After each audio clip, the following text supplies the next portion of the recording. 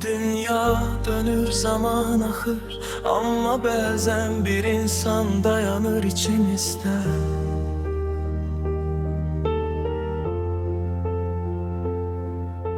Onun yokluğu sükut değil, köhne bir mahnı kimi qalan xatirədir.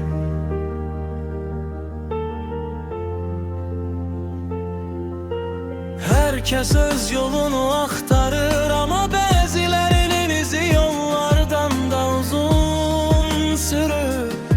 Senin izlerin kimi adnan? Bəzən həyat bir sual verir, yaxşı adam nə üçün bu qədər sınanır?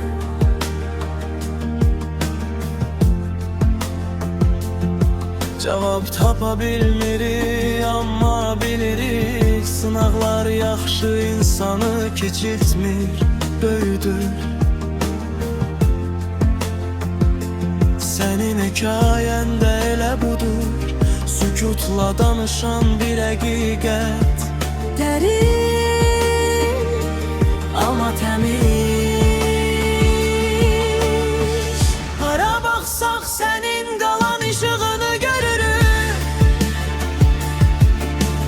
Qırılmayan bir xət kimi çəkilib ruha. Dünya darıxanda sən daha çox hatırlanırsan. Allah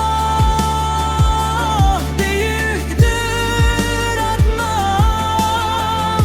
Zamanında bir ədaleti var ve her karanlık günün sonunda ışık seni geri getirir. İnsan elədir ki, əli dəyəndə isti gələni itirdikdən sonra anlayır. Senin adın çekiləndə hamı susur, çünkü söz çatmır izah etmeye.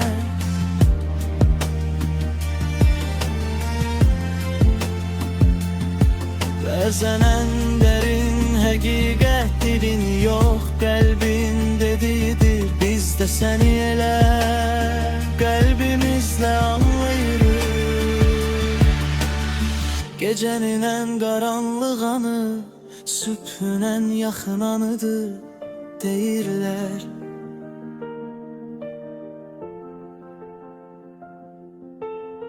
Bəlkə də bugün ağırdı, ama sabahın nəfəsi artıq görünür.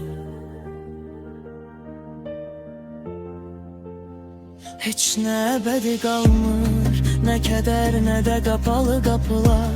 Azadlıqda bir gün yolunu tapır.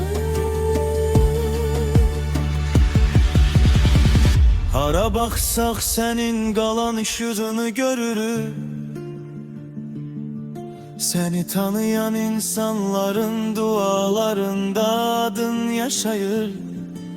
Sükuttan da güçlü bir varlık bırakmısan arkanda. Allah sana o günü kısmet etsin. Yeniden nefes aldığın, yeniden azad olduğun günü. Çünkü bu dünyanın sana borcu var Adnan.